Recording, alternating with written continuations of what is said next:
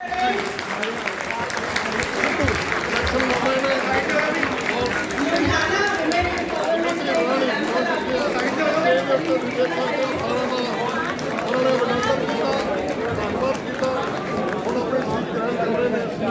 कौन है साइड से करा Let us all sit down, please keep clapping. Let us all please.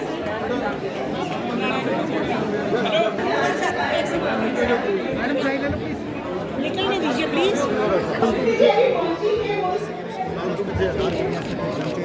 पीछे हो जाए यार। Please, I would request everyone to clear the stage.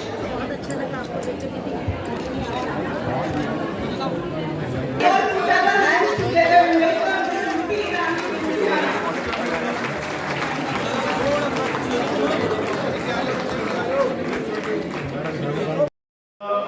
एक बार फिर आ दोनों लाइटां जल गई ਜਦੋਂ ਮਰਜੀ ਕਸ ਖੋਲਿਆ ਜਦੋਂ ਮਰਜੀ ਗਲੇ ਤੋਂ ਚੈਨੀ ਖੋਲੀ ਐਸੇ ਵਾਤਾਵਰਣ ਤੋਂ ਮੁਕਤੀ ਦਿਲਾਉਣ ਪਹੁੰਚਣ ਤੇ ਖਾਸ ਤੌਰ ਤੇ ਲੁਧਿਆਣਾ ਵੈਸਟ ਦੇ ਸਾਰੇ ਬੈਠੇ ਸਿਟੀਜ਼ਨ ਦੇ ਨਾਲ ਇੰਟਰੈਕਸ਼ਨ ਕਰਨ ਲਈ ਪਹੁੰਚਣ ਤੇ ਅਸੀਂ ਉਹਨਾਂ ਦਾ ਜੀ ਆਇਆਂ ਕਰਦੇ ਹਾਂ, ਵੈਲਕਮ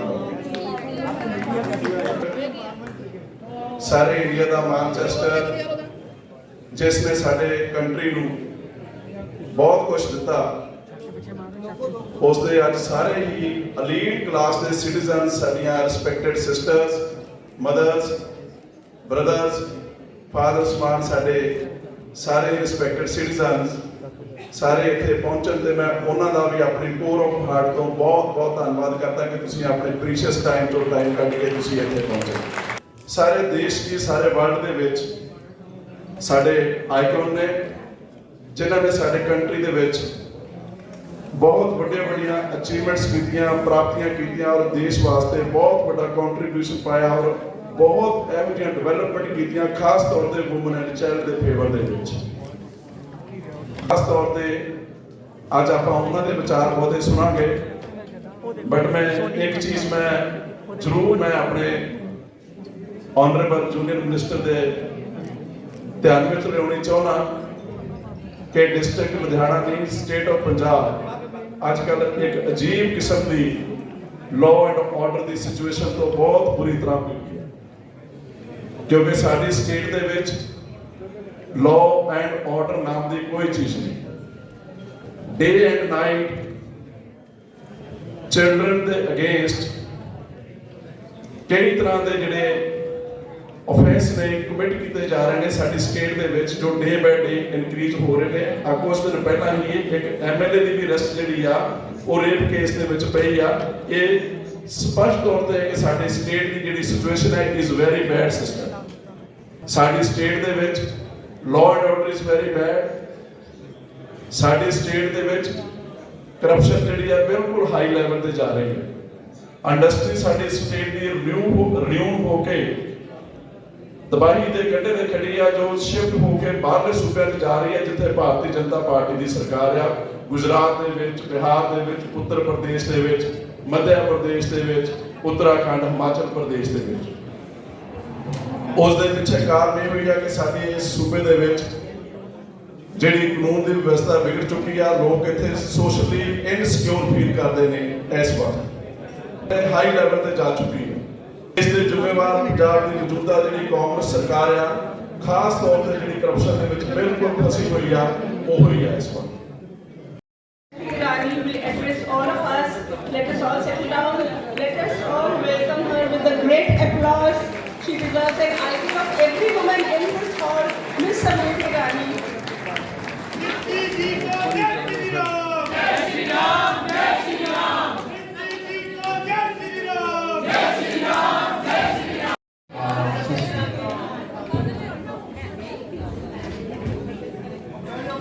आज इस सभा में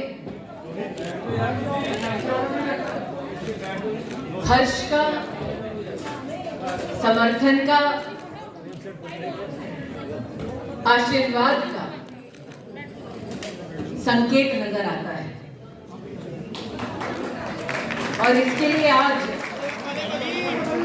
सर्वप्रथम मैं आप सभी को, विशेष रूप से जो महिलाएं उपस्थित हैं उनको अपनी ओर से आभार व्यक्त करती हूँ, आपका वंदन एवं अभिनंदन करती हूँ।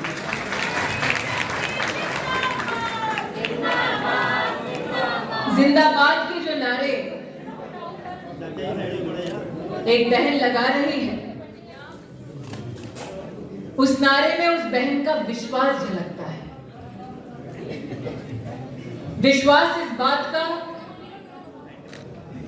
कि अगर राष्ट्र हित में विकास के कोई काम करेगा, अगर समाज हित में समुदायों को एकजुट कर विकास के नए इतिहास को ही रचेगा, तो उस पार्टी का नाम है भारतीय जनता पार्टी। और आज आपने इस कार्यक्रम में अपनी उपस्थिति दर्ज कराकर हमें इस बात का संदेश दिया है कि आप उस राजनीति का समर्थन करते हैं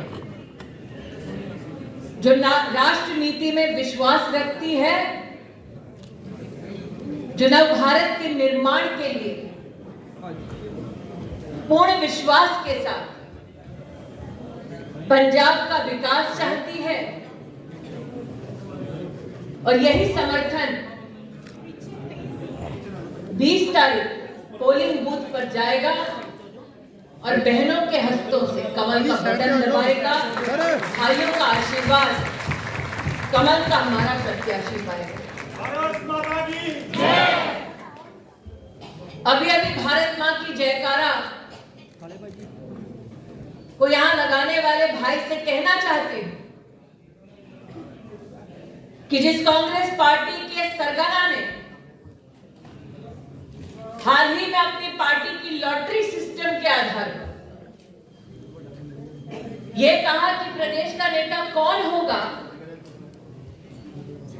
कांग्रेस का वही नेता देश की राजधानी में उन लोगों का समर्थन करता है जो भारत के टुकड़े होने का नारा देते हैं। आज मैं कांग्रेस के प्रदेश के नेतृत्व से पहला प्रश्न यह करना चाहती हूं, अगर वाकई में हिंदुस्तान पर आपकी आस्था है,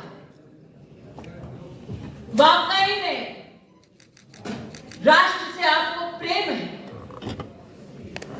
तो अपने उस नेता का आप खंडन क्यों नहीं करते जो देश के टुकड़े करने की बातें कहता है। देश के राजनीतिक विशेषज्ञों को यह लगता था कि राहुल गांधी जी मात्र नारों का समर्थन देते हैं, लेकिन उन लोगों को कांग्रेस पार्टी में सम्मिलित करके राहुल गांधी कांग्रेस पार्टी ने देश को एक संदेश दिया कि जो लोग देश के टुकड़े करने की बात कहें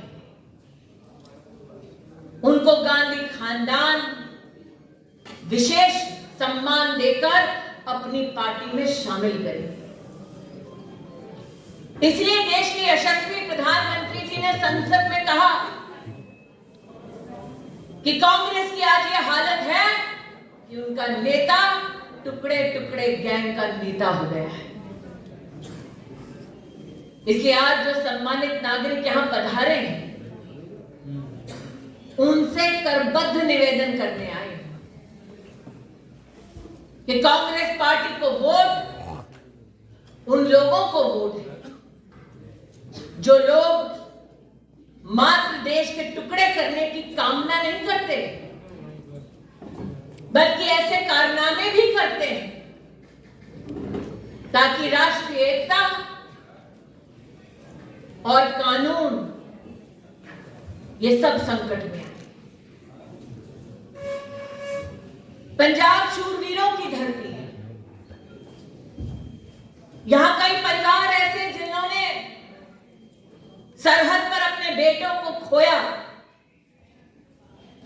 यहां कई माताएं बहनें ऐसी जिन्होंने बेटे को फौज की वर्दी पहनाकर माथे पर विजयश्री का तिलक लगाया। और जब इन घर परिवारों से बेटे सरहद पर जाते तो अपने परिवार, अपने पिंड से एक संदेशा लेकर जाते कि दुश्मन जब आंख दिखाए तो मां भारती के संरक्षण में प्राणों को न्यौछावर करने से पहले एक सेकंड तक मत सोचना। पंजाब की एक खासियत, आज कांग्रेस पार्टी को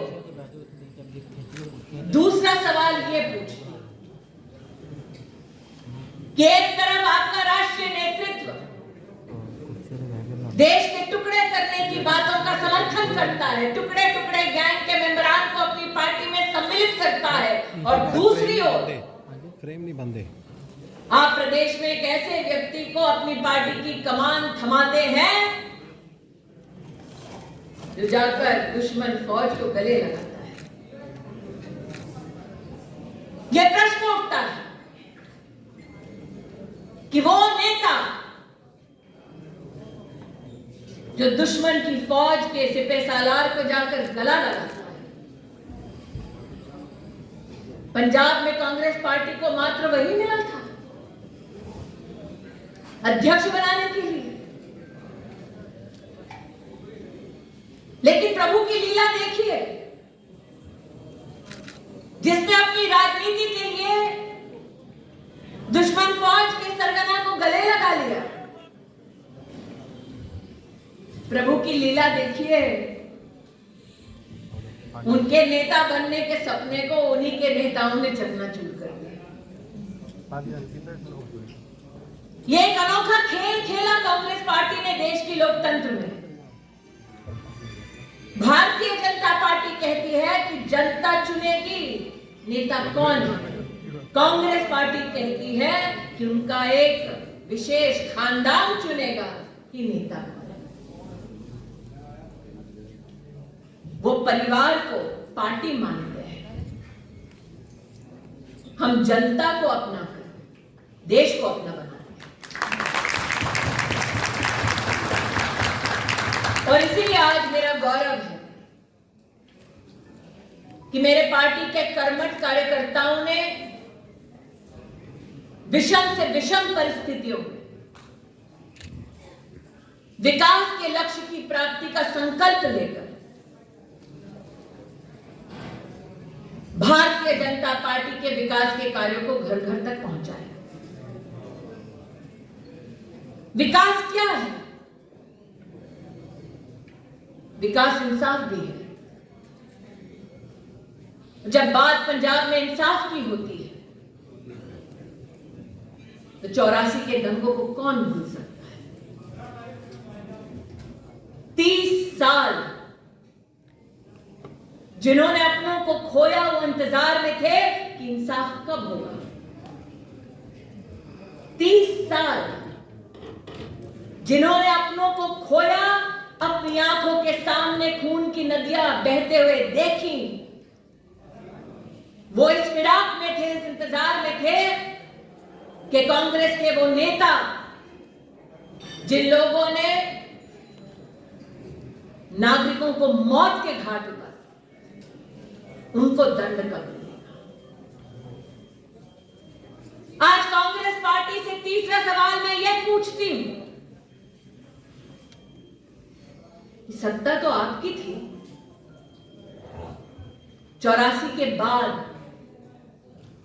उन लोगों को जेल की हवा क्यों नहीं खिलाई जो आपके नेताओं की फहरिस्त में आते थे,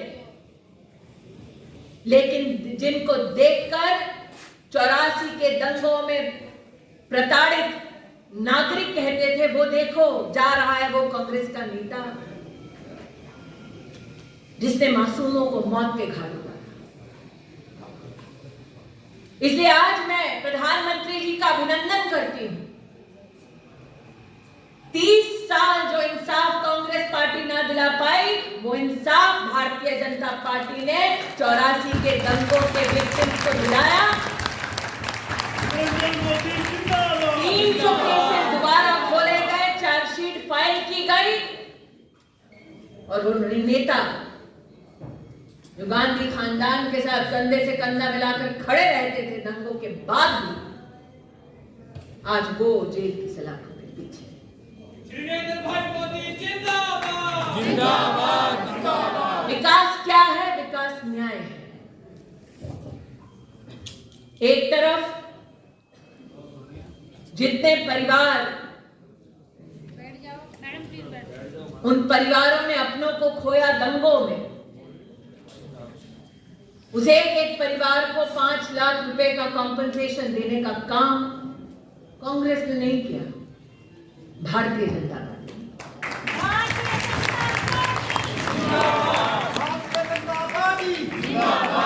और जिन्होंने इस प्रदेश को छोड़ा दंगों के बाद, जो भय के माहौल में नहीं रह पाए, ऐसे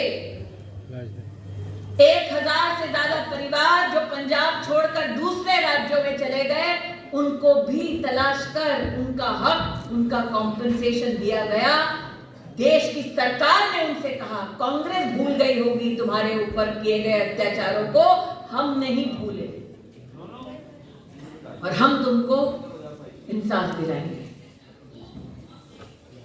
जब बात इंसाफ की होती है तो कांग्रेस का अद्भुत चरित्र देखिए। नरेंद्र मोदी जी की सरकार ने संसद में एक बिल पेश किया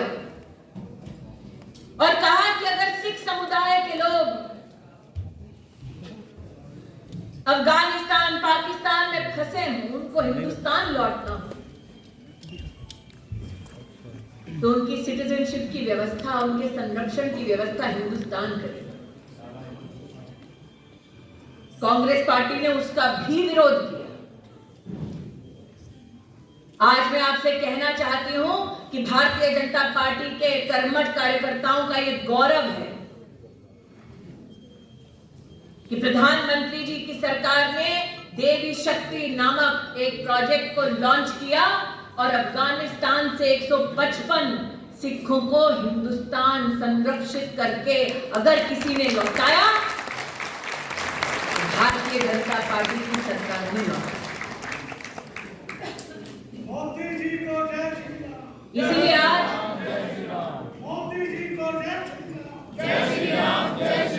जिस राम का आप नाम ले रहे हैं, भाई साहब, जिस राम का आप नाम ले रहे हैं, राहुल गांधी की सरकार का जब यूपीए की सरकार थी, ये कहना था कि भगवान राम का कोई अस्तित्व ही नहीं और प्रभु की लीला अपार है। जिस गांधी खानदान ने कोर्ट में दस्तावेज दे दिया कि राम लला का कोई अस्तित्व नहीं है, आज उन्हीं की औलादें जनेऊ कोर्ट पर पहनकर मंदिर मंदिर घूम रही है।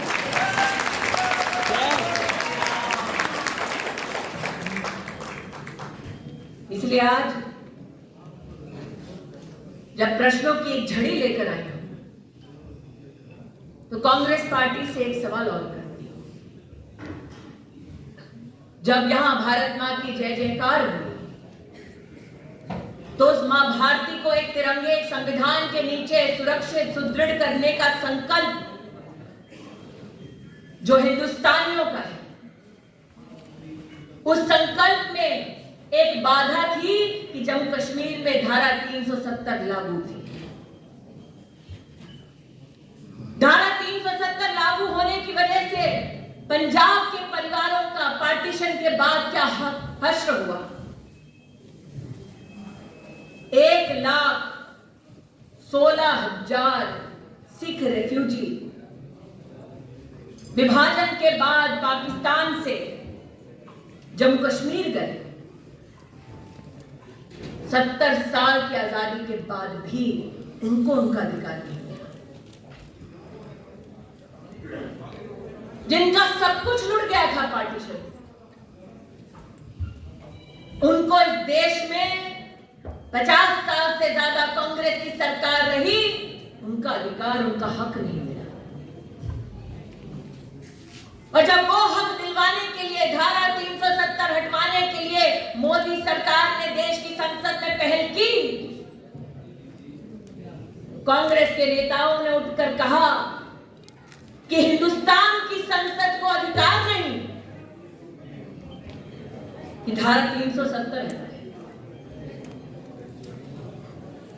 आप सोचिए, इस हद तक राजनीति उनकी नीची हुई कि उन्होंने देश की वो संसद जो आप अपने परिश्रम से सींचते हैं, जो आपका हमारा अभिमान है, उस संसद की अहमियत पर कांग्रेस पार्टी ने ही प्रश्न चिन्ह लगा दिया। लेकिन नरेंद्र मोदी जी का संकल्प, धारा 370 हटी और उसकी वजह से 1,16,000 सिखों को जो पाकिस्तान से आए उनको वोटिंग का अधिकार। इसलिए आज एक सवाल कांग्रेस पार्टी से और पूछती हूं, तुम बात करते हो पंजाब की, सिखों की, पंजाबियों की, उनकी चिंता क्यों नहीं की जिनका सब कुछ लिट गया पार्टीशन में, जो आए जम्मू कश्मीर और कांग्रेस सरकार की वजह से उनके अधिकारों का संरक्षण नहीं हुआ। प्रश्नों की झड़ी बहुत है। एक उसमें और जोड़ देती हूं, क्योंकि कैंडिडेट हमारी वकालत हमसे अच्छी कर रही है।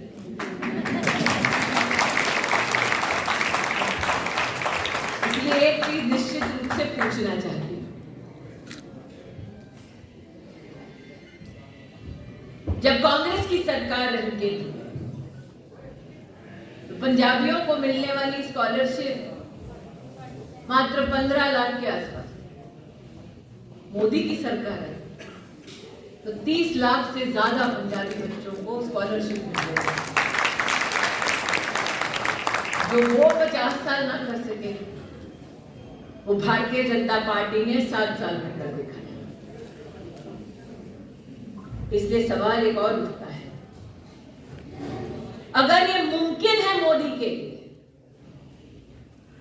कि वो पंजाब में गरीबों के लिए 1 लाख से ज्यादा मकान बनाकर गरीबों को हस्तांतरित करवाएं,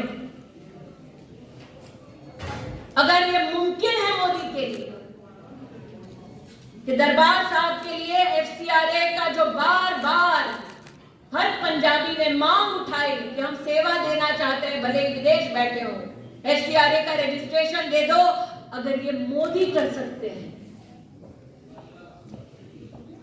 अगर पंजाब में 780 से ज्यादा अस्पतालों में 40 लाख पंजाबियों को आयुष्मान भारत योजना के अंतर्गत सालाना 5 लाख रुपए की मदद अगर मोदी दिलवा सकते, सवाल ये उठता है इतने साल सत्ता में रहने के बाद भी कांग्रेस पार्टी ये क्यों नहीं कर पाई? मोदी है तो मुमकिन है। मोदी है तो मुमकिन है, बिल्कुल, लेकिन मुमकिन तब होगा जब आप 20 तारीख को पोलिंग बूथ पर जाएंगे, कमल का बटन दबाएंगे और विक्रम जी को जिताएंगे।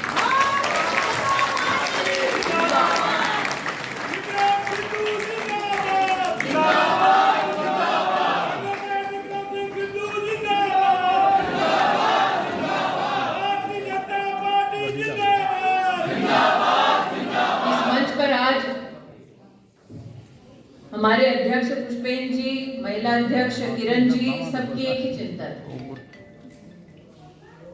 कि हम जानते हैं कि कांग्रेस का हाथ निर्दोषों के खून से सना है 84 के दंगों के बाद, लेकिन कभी कल्पना नहीं की थी कि लुधियाना में लॉ एंड ऑर्डर की स्थिति ऐसी होगी कि हाथ के सायों में बहनों की चेनें खींचे जाएंगी, कान के बूंदे खींचे जाएंगे, भरी दोपहर में बहनें अपने आप को असुरक्षित मानेंगी।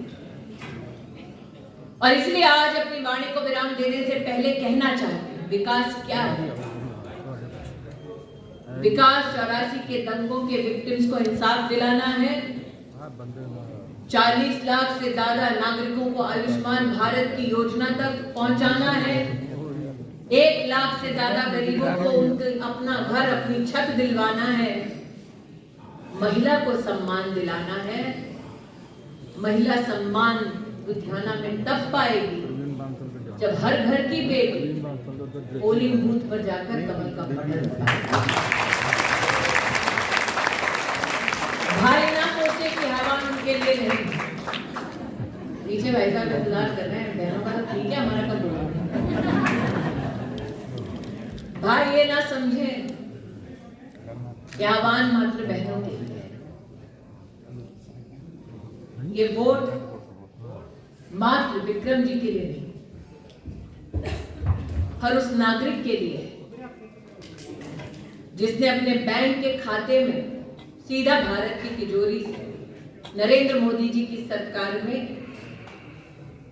कोई ना कोई ग्रांट पाई है। ये वोट उस परिवार के लिए है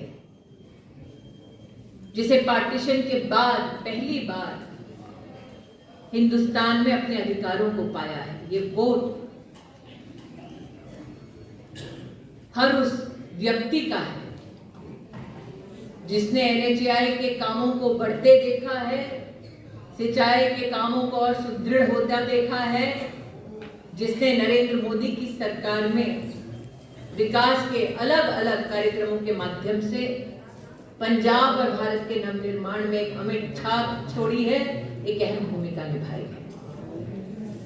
और वैसे भी विकास की जब बात करते हैं तो वो लक्ष्मी स्वरूपा जैसी दिखती है, और लक्ष्मी का स्वभाव है, लक्ष्मी जब घर आती है तो किसी का हाथ पकड़कर नहीं आती। लक्ष्मी जब आती है तो झाड़ू भी नहीं लगाती। लक्ष्मी आती है तो कमल पर बैठ कर आती है। इसलिए अगर लक्ष्मी को घर तो कमल का बटन दबाना है। विकास रूपी लक्ष्मी को आप घर ले आएंगे, कमल का बटन दबाएंगे और विक्रम जी को अपना विधायक बनाएंगे। आज आप सबके चरणों में इस निवेदन को अर्पित करते हुए अपनी वाणी को विराम देती हूँ। जय हिंद, जय भारत, बोलो भारत माता की।